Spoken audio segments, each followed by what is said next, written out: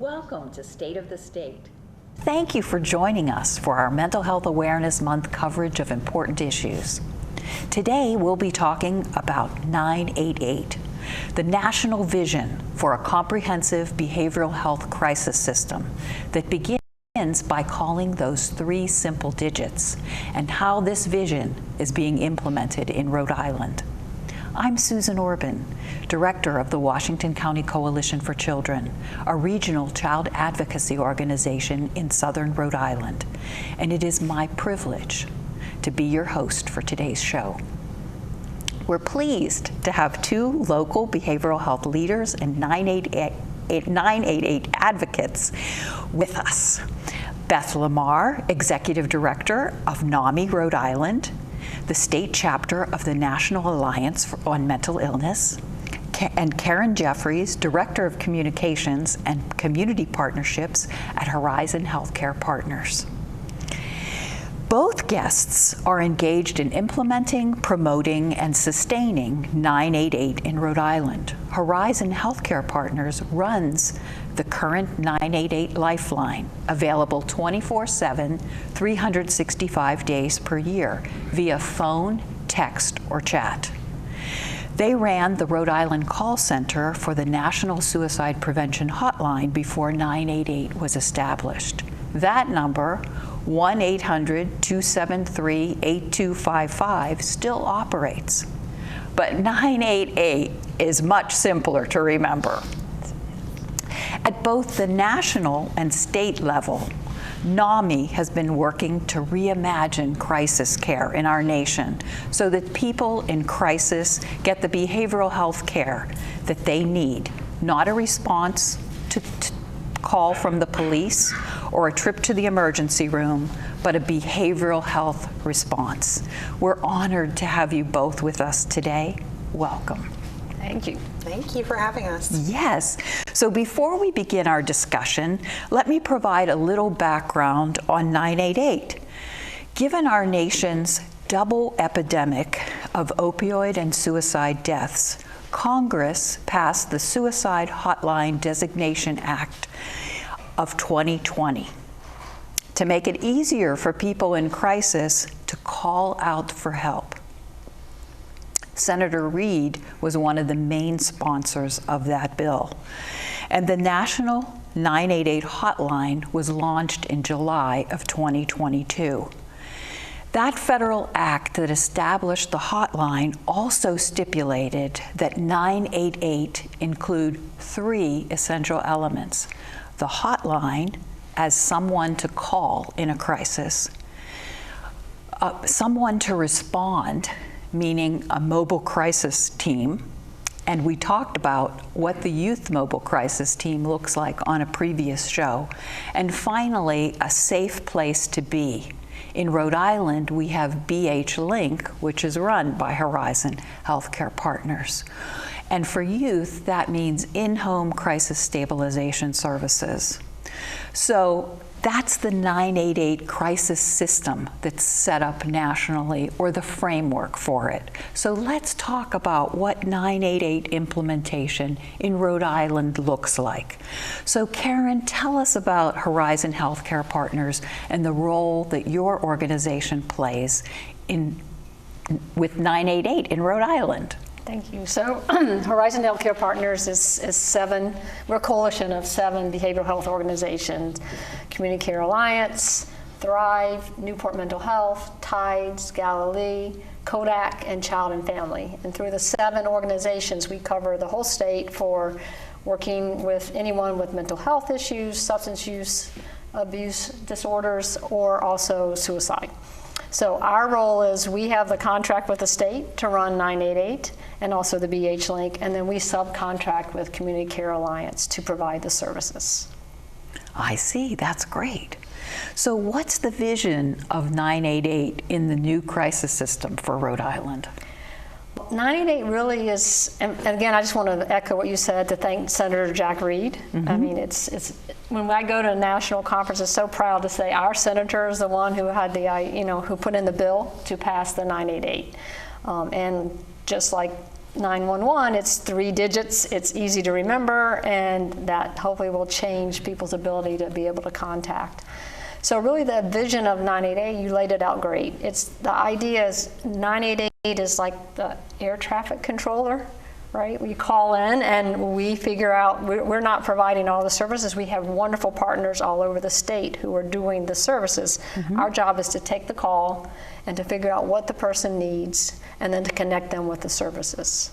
And what's amazing is actually many of the calls we don't even need to refer out. So many of the calls that we get, we're able to handle just via the call. So our job is to take the call, assess what the person needs, and then to refer them if they need, assess them, help them figure out how to connect to the services that are out there.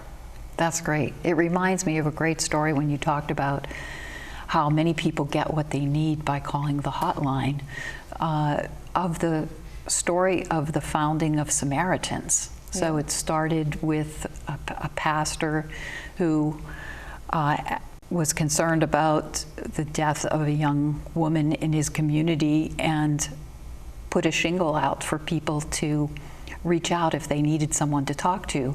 And soon he was overloaded with people coming to see him, and he reached out, not hired, but asked women from his church to volunteer and keep people company in the waiting room. And what he found was that many people got what they needed by the tea ladies. And so, but the hotline is staffed by crisis counselors. Yes, and they're trained in handling the calls and assessing.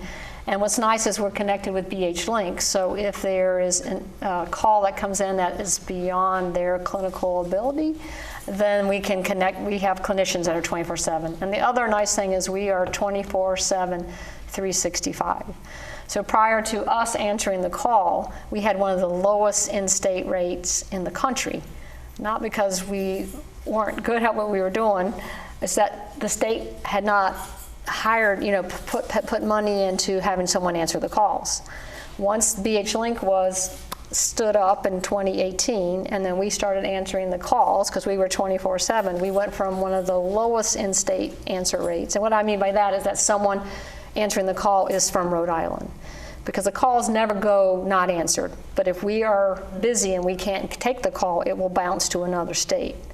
But we went from one of the lowest rates in the country to the best.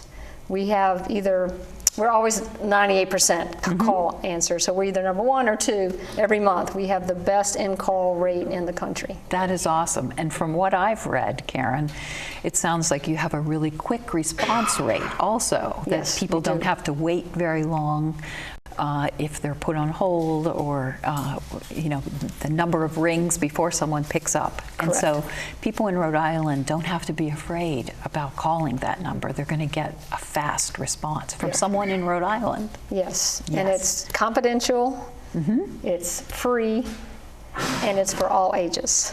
Yes. It's very important for both. Yes, that's for everybody. terrific. We were doing a focus group with the Met, and the students were like, are my parents going to get a bill? That's the first thing they asked. They wanted to know, are my parents going to be billed for this? And we're like, no, it's a free service. Completely free, Yep. yes.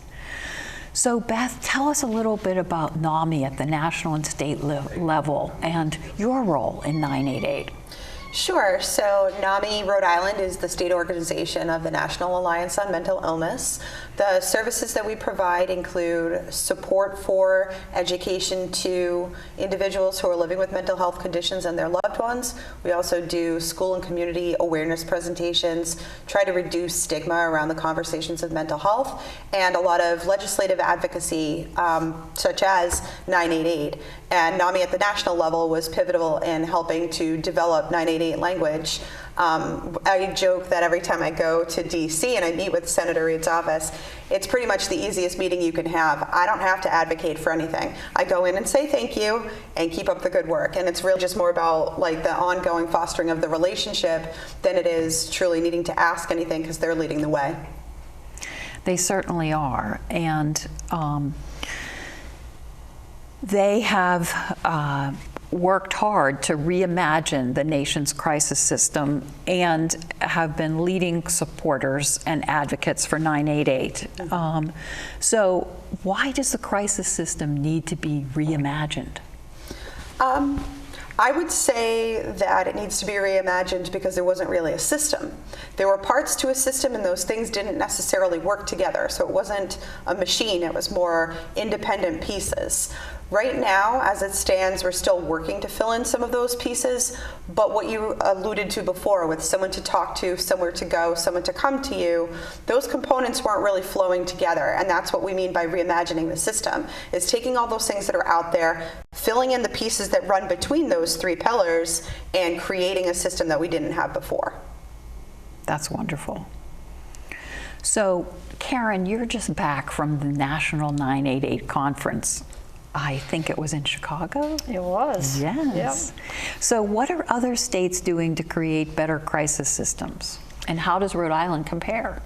Well, one thing that really just struck me was the very first plenary session. They said since the first call went live in July of 2022, nationwide, we've answered nearly 10 million calls. Wow! So That's a lot. So at first it's kind of depressing because you think, oh, and then you think, no, it's not, because all these people were out. It wasn't like they weren't out there before. They're getting the help now that they need. Yes. So, and I think how we compare, I think every state is in the same place that we are. They're, trying to figure out what you said, how the systems connect, somewhere to call. We know that's 988, somewhere to go. We were very lucky. We already had BH Link, although we do need a BH Link in the southern part of the state. I think we all know that. Yes. And then someone to respond, which is the mobile crisis. And the state is, as you talked about at the previous show, with the children's and also even with the adults, we're all trying to figure out how that's going to work seamlessly and how we're all going to connect. So I think other states are in the same boat that we're in. I think it helps that we're a small state because we have one 988. Some of the states had like 10. And I'm like, okay, wow. how are they How are they connecting? So it's I think it helps. I love the smallness of Rhode Island for that because we all sort of know each other and we work well together and collaboratively. So I think we compare well. I think we're in good, like you said, we're in a good position. We just have to make sure things are funded and that we're all connecting and that we're all on the same page with the same vision. Yes. Absolutely. So you mentioned about the funding issue. So let's talk about that and unpack that a little bit. So how is 988 funded?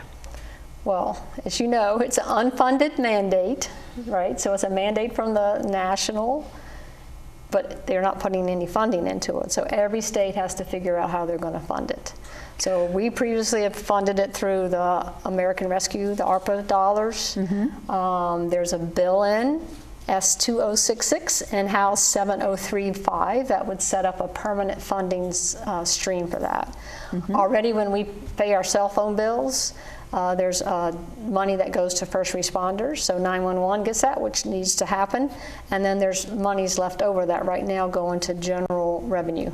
So there would be plenty of that after 911 gets theirs to have enough to fund this. So we need to make sure that these bills get passed this year. Senator Cano for the Senate and Representative Shawcraft Smith on the House side have put both these bills forward. Well, that's awesome. So one thing that you mentioned it as an unfunded mandate, but isn't it true that the federal legislation, and this was something that Senator Reid made sure happened, was that every state had the ability to put a tax onto cell phone usage so that states would have a funding stream that they could access? Yes. Well, and the good news, we already have done that here in Rhode Island, so we're a bit ahead of the game. And it is set aside for first responders. So I think tapping into that would be, we wouldn't have to ask for any new money because, no new taxes probably is, I guess the issue becomes, what is the state doing with that extra money right now that's going into the general fund, and are they willing to forego the use for that purpose for 988. Yes. Well, these bills would require them to. So that's why we need to make sure they get passed, the S2066 and the House 7035. That's terrific. So one of the other pieces about the federal legislation and a piece that is included in these bills is that it's a requirement that a special trust fund be set up for the funds that are collected. And what's the purpose of that trust fund? So just to collect the dollars and make sure that they're being used for what we intended them to. So, and that's best practice that came from our friends at the American Foundation of Suicide Prevention. And they're the ones that were suggesting that a trust fund would just make sure that the dollars are used for what we intend them to. So that way, 988 funding would be sitting there in this trust fund, ready to be drawn down to pay for services like BH Link and like mobile crisis services, and to be able to support the hotline on a sustainable, ongoing basis. Exactly. Perfect. Because you said somewhere to call, which is 988, and that's the cost. But then as we expand the mobile, and as we expand the children's services, there'll be needed to be more dollars. I am quite sure down the road. It's intended to cover the full spectrum of service, not necessarily only the call center. And I think that's what some people's questions are is, well, how do we know how much? We don't know how much. We won't know how much until we really know how much it's going to be utilized. But if it's in a trust fund that you can draw down upon as it's needed, and as we're accumulating these funds, at least it'll be there. It's something sustainable. It's probably the least objectionable way to put money into the budget for 988, as opposed to implementing a new tax or trying to figure out another way that you can move budgets around in order to make room for it. And there were, the statistic was greater than 90% of people who were polled nationally said that they would be happy to pay an additional cell phone and home phone tax to make this happen. And we already know that we don't necessarily need to add a new one. We just need to figure out what to do with the one that we have. Exactly. Seems like a no-brainer. It does. So now we just have to work to get those bills passed. Yes. So that sustainable funding stream is possible. So NAMI has played a really critical advocacy role with 988, as well as with other community programs like CIT. Can you talk a little bit about CIT, what it is, and what its connection is with all of this? Sure. So CIT stands for Crisis Intervention Training, and it's an education program for law enforcement and similar responders so that they know how to appropriately answer a mobile crisis type call, as opposed to coming in with more of, generally speaking, when people call the police, they expect a police response. There's a disturbance. Maybe someone's breaking the law. So it's not really the right fit when you're having a mental health crisis to call the police and get that kind of a response. It's going to make somebody more upset, rightly so. So how can we make sure that all of our law enforcement response is tailored to the appropriate situation? So crisis intervention training is available now statewide. We, NAMI, do not run it, but we have played a role both at the national and local level. So nationally, NAMI advocated for CIT to be nationwide. That's still working its way throughout the country, but it is available. I think there are here. only 2 states or 3 states that don't have CIT. That don't have it at all. But Right. we want to see it available to everybody in every Absolutely. community, because we want Right. everyone to get that correct someone to respond. Yes. And locally, our role is that we have a speakers bureau. NAMI Rhode Island has a speakers bureau. People who have lived experience with their own individual mental health situation, as well as people whose loved one do, who go and talk to these officers. They present their story. They say what worked for them or what didn't work for them, what could have worked better if they had had mobile crisis response rather than law enforcement intervention. And just hearing those personal stories, I think, really makes a difference. It makes it gives them like a tangible example. It gives them tools that they can use moving forward, and that's just one of many tools in the CIT training. That's awesome. So what are the obstacles facing Rhode Island in developing a better crisis system? So certainly the expansion of CIT, the development of mobile crisis services, the expansion of places like BH Link, and the continuation and sustaining of the hotline and the rest of the 980 continuum are part of that. Of what is needed for a better crisis system, but what are the obstacles that we have to overcome? I want to start by saying the things that we do well, but there are a lot of things that we don't do, that we could do, or that we could do better as well. Primarily, not all people get the same treatment, the same response, and the same access. A lot of that depends on your insurance coverage, and also depends on what you can afford to pay out of pocket. So even if you have insurance coverage, your out-of-pocket cost might be insurmountable, and therefore you might choose to forego getting treatment at all because you know you can't afford to pay for it. So that is one thing that I think is probably the biggest obstacle for people, is the financial aspect. There's also still a lot of stigma in talking about mental illness, talking about substance use disorder, and I think people are afraid to get help. It's great to hear how many more people are calling now that it's 988 and that it's more of a comprehensive system. Yeah. And I would like to see everybody who needs that help get that help without fear of, if I tell my story, if I talk about what's going to happen, who's going to find out? No one. It's confidential. So we want people to know that. We want people to know it's okay to talk about your story, even if it's not confidential. That's why we do things like the Speakers Bureau, so we can normalize the conversation around mental health and try to bring some of that stigma down. Those, I think, are the two biggest obstacles. Sure. Can you add anything to that, Karen? No, I think I think funding is huge, right? So we sort of have the vision, and we have to make sure that that we fund it so that every Rhode Islander would have an access to services, to resources, and that we can serve everybody. So yes. So like you said, I think we do some programs really well. Yeah. And we do pilots really well, but then it's how do you take it to the whole state, and how do you make, so like PH Link is a great example. I mean, it is wonderful, but we have the southern part who are not able to get there, especially with the bridge situation, and so we need to replicate that right down in the southern part of the state. So where's that funding coming from, right? So the state has to be, we have to continue to fund. We have to the invest. best practice. We have to invest in behavioral health services, no question about it. If we don't, it's going to cost money somewhere. So if we're not putting money into prevention, you're putting money into intervention, you're putting money into postvention, and usually that costs more. So if we can provide services that help people before they reach crisis state or in crisis state, then they won't end up in the emergency room or something else that costs so much more. Absolutely. Yeah. So how will we know when we've crafted a better crisis system? That's a good question.